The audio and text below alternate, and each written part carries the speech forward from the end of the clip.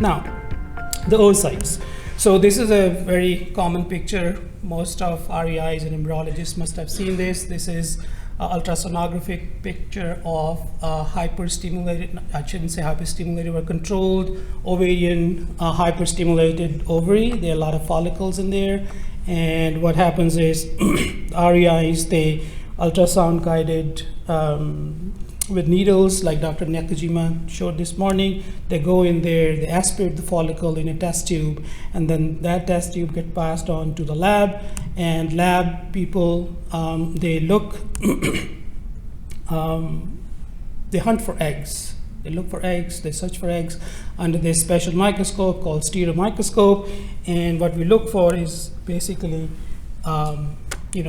eggs. So we get variety of eggs. Different developmental stages of eggs are as they are shown in here. This is a tightly, so egg is basically something which is enclosed in a protective layer of different cells called granulosa cells. As you can see here, it's very tight around egg, and most likely this is not a mature egg, and then it progresses, and the cumulus cells start expanding, and that's an indication that egg may be mature.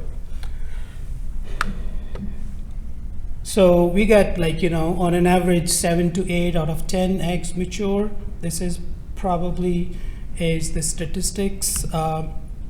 This is a mature egg, and you can see that the egg is having the corona cells, and corona, like they are radiating, and this is a good indication. There's a good appearance of a mature egg. The oocyte which we use in the laboratory, they have to be mature. As far as that their nuclear maturation goes, we can determine that by looking at a structure called a polar body.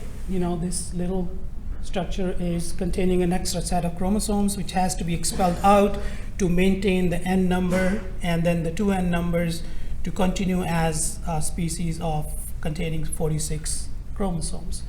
Some of the other features, the ooplasm inside and a big shell around it, which is called the zona pellucida. Here are some of the deviations from immature eggs. So you can see the ooplasm is there, the zona is there, but there is no polar body. So this is not considered as a mature egg. It does not have the right component or the right number of chromosomes, so this is not something which we will be using to create embryos.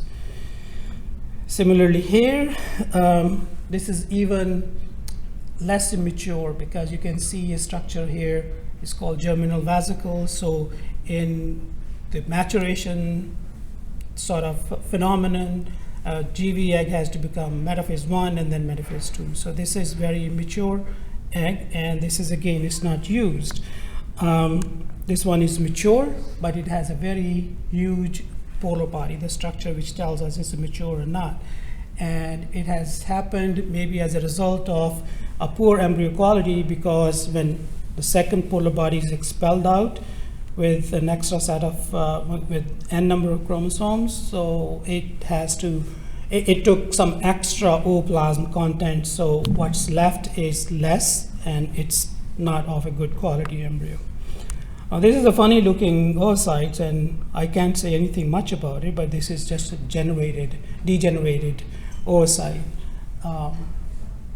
But the sperm are very persevering, so they're still trying to get into it, but they're not gonna go anywhere.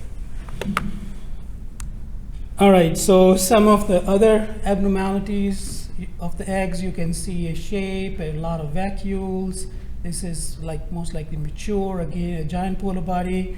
A degenerated one, again, a giant polar body with a little bit of refractile body, we call it.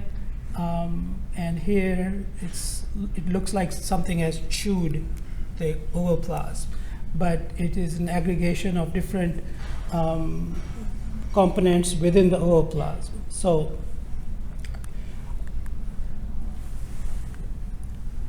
So the egg quality is basically determined by the genetics, but also the stimulation also determines the egg quality. We as an embryologist would like to have 15 to 20 eggs, not more.